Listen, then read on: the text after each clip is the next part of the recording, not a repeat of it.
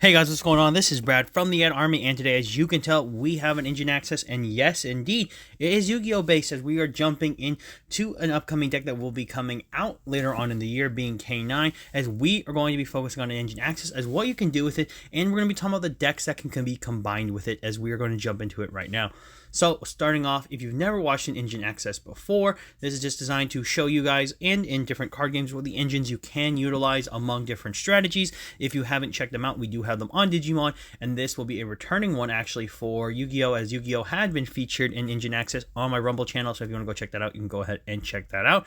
But we're jumping into it right now, as we're going to be talking about K9, and we're going to be going over the criteria as what I'm looking at when we're talking about the engine access and how this video functions. So starting off, we're going to be talking about the most important thing is what are the criteria we need to actually consider as a good engine to either mix with a deck or something that will allow this deck to mix with the others.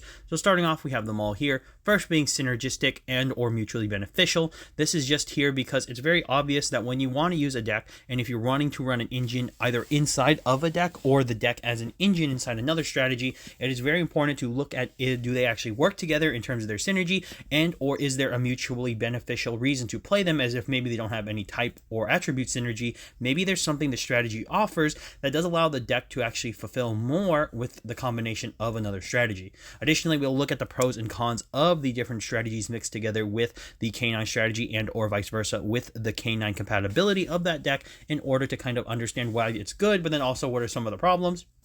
And additionally, we will be going over the likelihood of bans, because I will cover some strategies here that by the time we receive Justice Hunters, there's a very good chance that these decks either may not exist or will be hit a lot harder, so that they aren't going to be a very useful engine alongside the K9 strategy. So we're going to be jumping into it, as we are going to dive into an engine access, overviewing the K9 archetype as we're going to jump into it.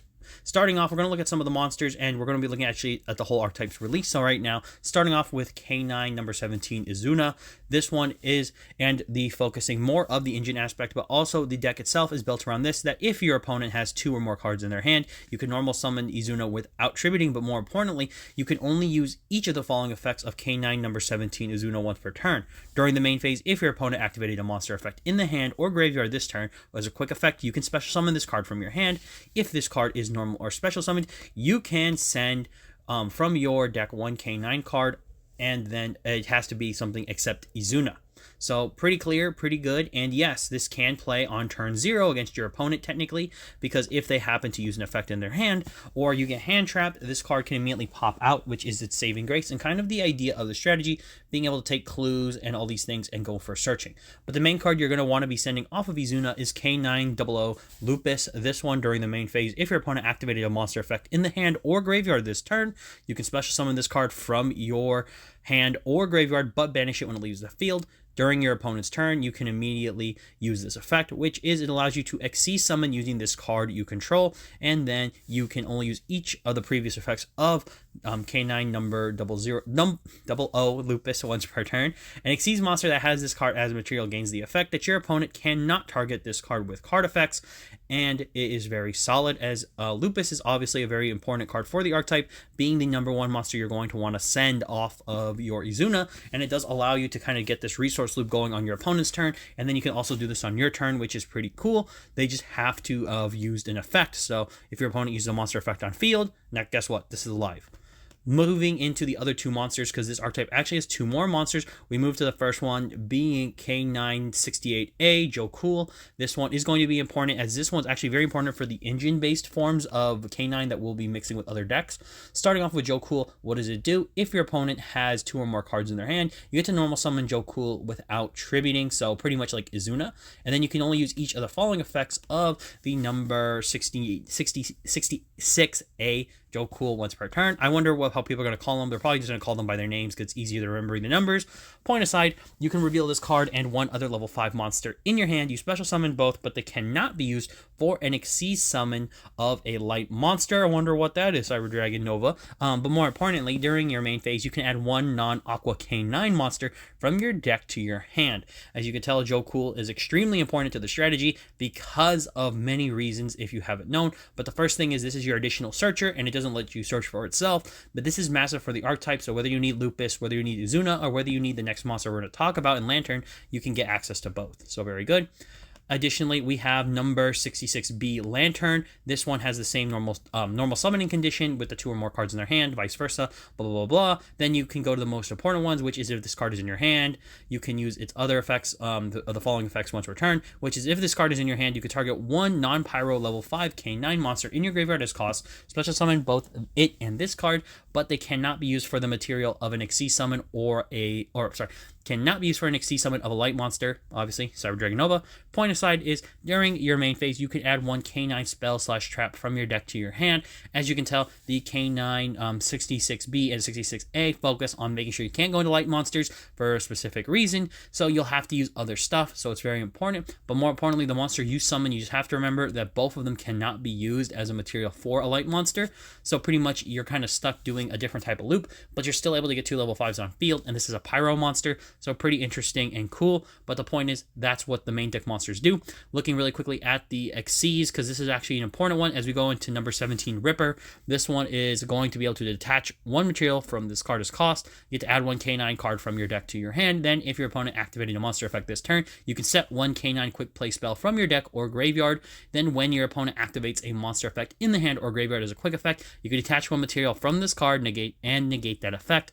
Then you can only use each of the effects of K9 number 17 Ripper once per turn. Very strong Xyz monster, very strong card. And yes, this is the card you're usually going to make on turn 0 against your opponent because it is a interruption, but more importantly, it's going to be a very good card on your turn where you can just attach a material and add a K9 card. So extremely good and is very powerful. More importantly, then if your opponent activated a monster effect on the turn, when you use this effect, you get to set a K9 quick play spell. So it is just very, very good. It's really hard to not realize how good this card is because it's a very good card turn 0, good card turn 1, and it's also a good card in like turn 2 going forward. So very good.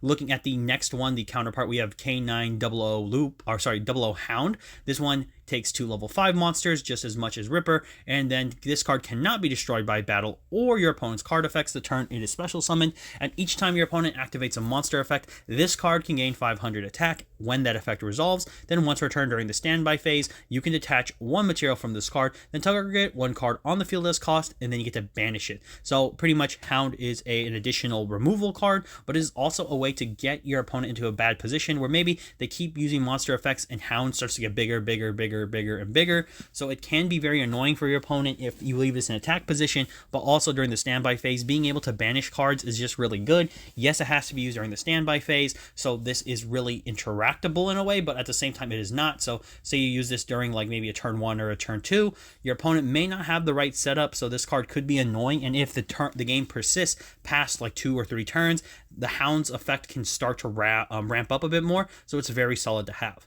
Talking about the final big boss, at least currently, of the K9 archetype, we have K9 EX Werewolf. This one takes 2 level 9 monsters as material. Then while this card has material, it can attack a number of times during each battle phase, up to the number of materials attached to it. When your opponent activates a card or effect, you can detach one material from this card, then activate this effect depending on whose turn it is. During your turn, you get to banish one card your opponent controls and or one card from their graveyard. But if it's your opponent, you get to look at their hand and banish one card from it face up until the end phase. Very strong. I think this makes this a really interesting boss, and don't worry, you can also understand how we'll make it later on because it is a rank 9, which is kind of strange, but we do have ways to do it. And then you can only use each of the K9 EX Werewolf's effect once per turn, so very strong, very solid, and not bad. But we're going to be jumping into the spells really quickly because I do want to make sure we get into the actual engine part of the video, sorry.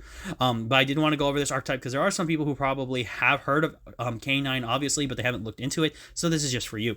But talking about it, we have first the case of K9, which is a search spell. This one allows you to add one K9 monster from your deck to your hand, and then also your K9 monsters actually gain 900 attack, I believe. Yes, 900 attack, based on if your opponent activated a monster effect in the hand, so pretty cool as a way to boost up. You also have the different liberation cards for first LC Liberation and X-Forced Liberation. LC Liberation first is allowing you to target a K9 Xyz or a rank 5 Xyz monster you control, and then you can Xyz summon it into a different K9 Xyz that you possess, so it's actually very cool. X-Forced Liberation allows you to target specifically a K9 Xyz card and go ahead and Xyz summon into another another K9 Xyz monster. However, once you do, you get to destroy a card as well. So pretty cool for that. And then obviously we have Experimental Liberation, which is a little bit different, being able to allow you to special summon from your hand or graveyard, and then obviously allowing you to Xyz summon with the monster you summon. So pretty cool, allowing you to just go to like a link sort of one Xyz monster, technically, you know, kind of like that concept. So I think the Experimental Liberation is still a good card. So it really depends on how you want to build the strategy. There's going to be so many different builds for this deck because, as you could tell from what I have been saying from all the cards, there is nothing that specifically locks you into either a K9, a specific attribute. The only thing that you have as a technical restriction is Joe and Lantern, locking you out from using light monster Xyz monsters with the materials you summon. But otherwise, you are free reign to do whatever you want and however you want. So that's kind of the key elements of the deck and the strategy, as you can see how the engine aspect of this deck can function, as well as combining very well with other decks, but also adding other strategies into it to kind of patch those weaknesses that the deck may possess. So we're going to be jumping into a few of them here. Starting off, we're going to be talking about one I think is obvious right now, but this is the most likelihood I think to not exist by the time this deck comes out, as we have Fiendsmith. So Fiendsmith is going to be talked about here because I think this is an engine we have to kind of address in general, because if I don't, by the time of Justice Hunters, and for some reason this deck is somewhat still usable as an engine, then this actually could see emerge, as we've seen kind of Fiendsmith fit into everything. This is mostly because Fiendsmith is just so generic, it fits really well. When we look at what we have access to in terms of what it offers to K9, as well as K9 offering to it, one of the major benefits you get is that Lacrima, Fiendsmith, Engraver, Tract, all these cards can actually still be paired extremely well into K9, because K9 does not really force your light monsters or light fiends to really be affected in any way. They actually pair extremely well, in that you can have Lacrima as like a monster for your normal summon, as you don't necessarily need to devote your normal summons to your K9 monsters, as something like the actual Joe and something like Izuna usually pop out of your hand through different effects, so you don't necessarily need to have them be your normal summon, even though you can. But Lacrima can be a normal summon. Engraver can also be something you recur from the grave, as you send them off with a Tract and then Luri. So you start to see the combination of both strategies. They don't really interfere with one another. They actually kind of pair rather well. So that's kind of the reason why I wanted to recommend it. But also the powerhouse you get out of this is that it offers a lot of extra deck mechanics around it. So the main thing with Fiendsmith is that in theory, it allows you to access 3 different actual extra deck mechanics at once. You have links, you have fusions, and you also have Xyz, which is actually pretty cool for one engine to offer so many in a roundabout way, but with very minimal cards. And that's kind of why you have this advantage with K9. And after having experience playing against like a lot of Fiendsmith builds against them myself, I can definitely see why the people play it. It's just super simple, but also it's super powerful in terms of what it offers. But the main thing is you have the 1-card starters effectively with like Requiem getting you into your combo really well, and you can do all that without actually having to devote your normal summon sometimes if you just have Tract and Luri.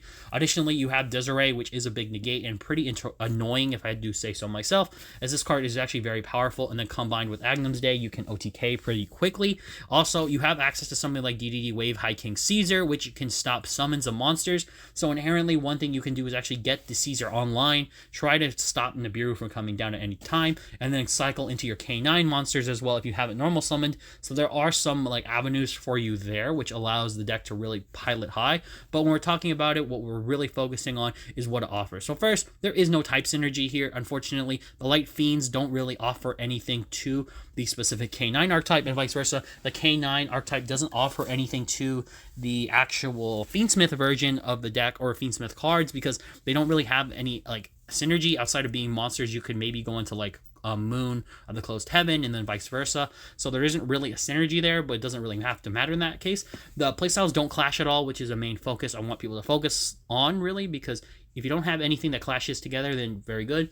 Also, the layers of interaction is the most important thing. If you were to combine them together, you can see a pretty interesting board of like having a Ripper available to you with the Liberation possibly set, and then you can also have like your normal Fiendsmith engine online. So imagine having like a Caesar on field alongside, you know, maybe if you could get the full combo with Desiree up or whatever. The point is you can get a pretty solid lineup on the field and then probably pop off. It's pretty strong and it holds itself together. Also, Fiendsmith can just win you the game. You could bait out in all the plays with like the K9 engine or vice versa almost, and then play with whatever you want. The Fiendsmith engine does allow you to OTK pretty easily, so I think I could see you baiting out everything with like K9, then respond by playing out your Fiendsmith version to back you up, and next thing you know, you just OTK your opponent with like Agnum's Day and the Desert Ray, and then it's like, well, that was crazy, and it's like, yep, they're just very good together. Additionally, this could change drastically, which is the last thing, because this engine might not be even completely available at all by the time of the release of Justice Hunters, so I did want to make sure that I cleared this out first, because I'm going to be honest, guys, if it's not around, which is very likely or very limited in its capacity, I'd probably pick other engines over it, just because their synergies do conflict in terms of like the type synergy, because it does matter for another deck that we'll talk about that's extremely good in my opinion down the road, and we already know that it's already doing well in the OCG, but the point is, this is something I had to address because the engine does exist.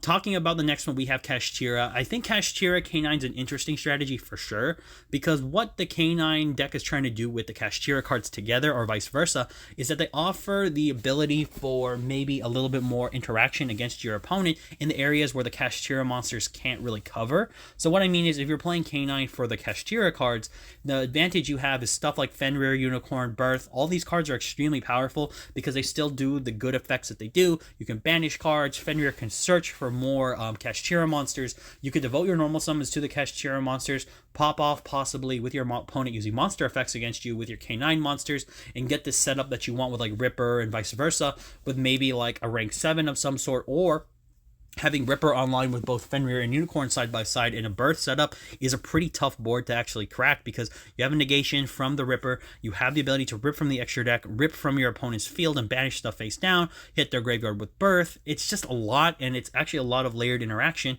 that can be done just in the main deck. So I think that's one of the benefits of the Kashtira monsters. You don't really have to donate so many extra deck spots to them. You can just donate mostly your main deck slots and it still works nonetheless. But talking about what we can get from it, because I did want to talk Kashtira next, there is no type synergy again, really. The only real type synergy you might have is that like you have Earth, and then there's Earths. Because if you play like Primeval Planet, Rysoth, you do have the ability to use the attributes in the effect of the field spell, so it could matter, but it doesn't necessarily matter. But the play styles do synergize pretty well, I think, because there's these benefits where you can just say hard play your Kashtira monsters, search for them, your opponent's like, oh, they're playing Cash, whatever, and then you immediately go into your like your Izunas and whatnot, and they're just like, oh, this is different. Like I said, getting a Ripper on field, getting the setup you want, and then also having the Fenrir and the Unicorn being problems for your opponent is actually pretty big, I think. Like I said, it's just the benefit you get with it. And additionally, it is just a powerful engine. Like, there are times where you can literally just go Fenrir into Unicorn, search for the Birth, and then go into Fenrir normal summon, Fenrir searches, and you start to see that this engine alone can just play by itself for a while you set up for your K9 cards, and your opponent might be in trouble to just kind of deal with it. But the final part is this could change drastically. Main reason why I want to talk about this big change is that there could be a chance where they touch the Kashtira engine going into post-Nationals. Now, the only reason I would say that this might happen is that I think this might be a good way for them to like segue away from the Kashtira as an engine, because we do see it a lot in a lot of other decks, and I think they might want to push other strategies, so there could be a time to finally say goodbye to Cash at full power. So I did want to mention this one here first, because it's pretty clear that they might go away, so I did want to mention that. Now we're going to be talking about an engine that everybody knows is probably one of the big reasons everybody wanted to see, and we have Vanquish Soul. So Vanquish Soul, this, I immediately, when I had heard about, not even the Vanquish Soul support, but heard about K9, and I saw the attributes, I knew that there was going to probably be some splashability between the two. As someone who just actually played Vanquish Soul not too long ago, this is a deck that definitely benefits from the K9 archetype, almost indirectly and directly, because the big problem with the Vanquish Soul deck when I played it was that we were relying on engines that definitely didn't offer anything to, how do I put it? They didn't offer anything that we could really use very well. We couldn't really use the Kashtira engine to its full potential because we were only really running Fenrir as an Earth monster because it was a good Earth monster. We were only really running other cards because they kind of synergized with the archetype in terms of like being the attributes, but we didn't have a good deck that really kind of fit into that slot. This is where the Vanquish Souls fit in. The biggest reason why is if you look at all the attributes that they want to focus Vanquish Soul around, the Fire, Darks, and Earth, you really see that K9 is filled with Earth, which was like the most important thing that needed to be fixed was the Earth monsters. Then having Darks on top of that and a Fire is just like I don't even know how to put it. It just feels like, oh wow, this is like so good. This is so good because like you fix a lot of the issues of the Vanquish Soul deck because they really just were missing a lot. Like having good dark monsters, believe it or not, was a problem indirectly because outside of like Mad Love and the actual in archetype dark monsters, you were running like hand traps, which isn't bad. But I think Vanquish Soul really wanted to benefit from having more proactive monsters, which is where Lantern as well as the actual Jokul kind of pop up. Like they add that extra layer of being good dark monsters. Also, the fact that Jiaolong and the upcoming Holy Sue that will be released for the support of the Vanquish Soul deck are level 5 monsters is huge because this basically lets you to unbrick your hand with them if you have Jokul specifically. It's just really crazy. Like you have so much potential going on. This isn't even with the new support. But the point is, with the new support, the deck just gets really strong. Stake Your Soul becomes insanely broken in this way because, like I said, you're adding more Earth monsters that are good. So Stake Your Soul to reveal like an Izuna is fine because now you get access to Holy Sue. There's just so many different like elements here that are so strong that it puts the Vanquish Soul strategy in such a strong position. Additionally, having access to Link 1s, although you can't use any of the K9 monsters as an addition to searching through the archetype like that, you do use them as either board presence for Ripper, for all of the other stuff. Like these actually have a very good like mirroring strategy to work together because there is no hard locks on any of the cards. So it's very good to see. But more importantly, we're talking about this quick because this is very good. The attribute synergy is massive. I think it really does allow Vanquish Soul to pop off, but also it allows K9 to feel very comfortable in a deck that it needs the ability to sit in. Additionally, the playstyles assist each other extremely well. One of the bigger problems I always had playing Vanquish Soul is that it's a tit for tat deck originally, like a mid-range deck. So you're usually like going slow. You're trying to get Raisin to resolve. You're trying to get Mad Love to resolve. You're trying to get the Rock of the Vanquisher to resolve. You're trying to get all these little effects to resolve so that you can add up resources. So the problem originally was like hand traps really could do a number on the deck if the opponent opened like 3 or 4. So your plays were really stymied. Here we actually have an archetype that assists that because the Ripper, the Izuna, the Ripper, they all can help you deal with hand trap decks like the hand traps, so you can build a board a bit more usefully. Also, now you can actually go over 5 summons because a problem was this deck really got hurt by Nibiru because it didn't have a way to really play out of Nibiru very well. But now it does. It actually has very good ways with the new support coming. And then on top of the K9, it is just very good. It is very, very good. Additionally, the layers of interaction are going to be a lot bigger thanks to the new cards, but also the fact that the K9 archetype offers you the Liberation card, which can allow you to kind of turn that Ripper if you want to into something else. And it allows you to play a lot harder into boards. So your opponent is really going to be on the back foot because Vanquish Soul actually has a built-in way to deal with boards, but it was never really as powerful as it needed to be. Like you'd have to go through it. Now you have another deck that really focuses a lot on like breaking through. So now you can really punch your opponent really hard and break through and maybe even OTK if you get the right setup. Additionally, there is most likely no change. Biggest reason why they want to sell Vanquish Soul in not Duelist Advance in the set coming up. They want to be able to also push the cards of the K9 in the future as well. So like we're getting Justice Hunters later. So the point is they really want to make sure the archetype is available, playable, and fun so that people can enjoy it. So I do think that there's time. And also they just pre-printed the remaining Vanquish Soul cards in Stampede. I don't really think there's any reason they would want to hit anything because the deck isn't that good right now. It's just going to be good later. So they are probably going to be a little bit more waiting on that one. Now, talking about another engine that is a bit more fun in deck. This one I just thought of as a little creative one, and that's going to be Tri-Brigade. I think Tri-Brigade's interesting because what it really is able to do is take advantage of both, take advantage of the Lupus because it is a Beast Warrior. But the main focus you want to do with this deck is that it gives a strategy that kind of doesn't necessarily have very good reactions to hand traps a way to play, which is kind of exactly why K9's being splashed in so many decks. So this could be a stand-in for a few strategies actually, but the main thing is I'm showing Tri-Brigade here because it can technically take some synergies with the Beast Warriors and Wing Beasts, so there are some interesting cards you can kind of use. Additionally, you have stuff like the Tri-Brigade monsters themselves still being like 1-card combos, so effectively if you choose to not want to have to devote your normal summon to specifically Izuna or something like that, you can normal summon the Tri-Brigades and actually pop off with them. Additionally, you have the spells and traps as well and the links, which is kind of one of the reasons why I thought this was actually a very good deck because the core of its engine is still available. So if you can prevent this deck from being hand trapped, I think this deck actually stands pretty strong as a metagame contender. It's more of like a very much a rogue deck. I'm not going to say it's going to break any tiers with like the K9's inclusion, but it is strong nonetheless, as I think it has a lot of good pieces going for it. most importantly, it has only little type synergy, so I didn't want to mention that's like most of the decks that might use K9 as an engine. They're not really going to have that much of type synergy, so here it's like, the playstyles do complement each other, one and one the same, because you're able to simply get the Xyz monsters onto the field and then simply use them that way, and then proactively use your link climbing materials through the Tri-Brigade monsters. Your laser interaction are higher, you have banishes, you have negates, you have a lot of interesting things you can use, so I do like that. It does offer more possibilities, so it does allow you to, if you're playing K9, you do have the link engine available of the Tri-Brigade monsters, which is very strong, and then finally, it's just a strong engine overall to plug in, whether you're using the actual Tri-Brigade deck or using K9 together. They are both strong engines and they flow together well. Now, the next one I did want to mention is going to be Crystron, because I want this video to not be too long. Point is, Crystron is one that I think a lot of people are going to talk about with this deck, especially if you haven't seen Yassine's videos. Shout out to him. Watch those. They're very important to showcase how important K9 actually does synergize well with the Crystron cards. So most importantly, Sulfafnir, Sulfador, they're both level 5, so you're able to use them extremely well. I think the deck does change, obviously, because you're not going to play like Preciordal anymore, really, because I think you're going to take that out probably, but you still use Citri, use these cards. I think the thing that makes the engine just a little bit better is that when you look at it from the grand scale versus a short scale, you add a lot of layers to this deck, because if you've never read like Sulfador, you need to read that card. That card is actually insane. When I read it, I was like, there's no way this card's that good. It is very good. I don't want to tell you what it does, but I'm like, just go read it. It is crazy.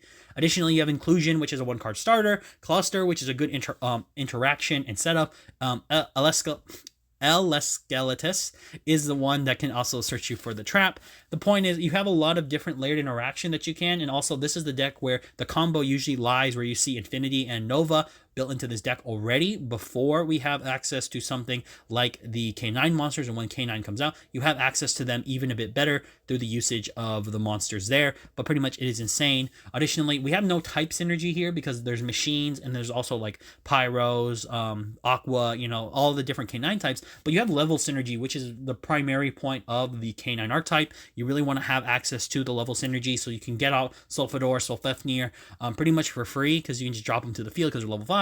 The playstyles do not clash whatsoever. It's pretty cool that you can donate your normal summon if you want to your Crystron monsters, and then pretty much pop off that way. The layers of interaction are extremely crazy. Like I said, check out Yassine's video. He has it there. And additionally, your increased plays go up because you have access to even more power thanks to the K9's inclusion as with the Krystrons. You have a powerful engine in the form of the Crystron deck, as well as a powerful engine vice versa in the K9 deck. So like I said, complement each other. And then I expect very little change. Crystron is a good deck, but it's not like taking over YCSs or anything. It's not oppressive. It's not tier 0. So this deck will be around for a while. So I expect very little change, if anything, to this deck. So yeah. Very good. But now we're going to talk about some, before I finish the video, a little bit of types of cards you can look out for this engine. Starting off, we have the Trickstar package, which is pretty much just the light stage searching for Carolbane here, because Carolbane is a level 5 that can summon itself. So whether you're playing pure K9 or an engine deck that you really want to like try to find another way to surface a level 5, this is one that I could definitely see happening, because the actual monsters are not that bad. So it is pretty cool. So very good. Additionally, decks or engines you could be trying to tech in. One of my friends was telling me to play an adventure version of K9. I'm like, maybe. I could kind of see it in a way, because you could kind of donate your normal summon if you can summon your Izuna on your opponent's turn, and then go for the adventure package to set up a negate. So there are some technical synergies here. There's not a ton, but there is some. So like these are just some ideas you could bounce around for. One I saw in the OCG, but specifically the OCG was purely K9. I think this actually is a very strong engine that people might want to tech out, because I think the purely cards actually synergize extremely well with the K9s being a bunch of 1-card starters, but then additionally you can use the materials to make the big purely monsters and basically OTK your opponent. So very strong there. But my guys, there are so many cards I could talk about it, whether it's the extra deck or the main deck for K9 and the different engines. They'll probably make a follow-up video focusing on the actual like extra deck cards as well. So guys, I just want to close it up here, because this has been an engine access of K9. This is mostly what you can do, what they work with so far. Some of the big decks, there's also some little decks I'm probably missing, so you know, don't harp on me too much. This is just mainly the stuff you got. But pretty much this has been Brad from the Ad Army signing off, and for all of you out there, to sign on.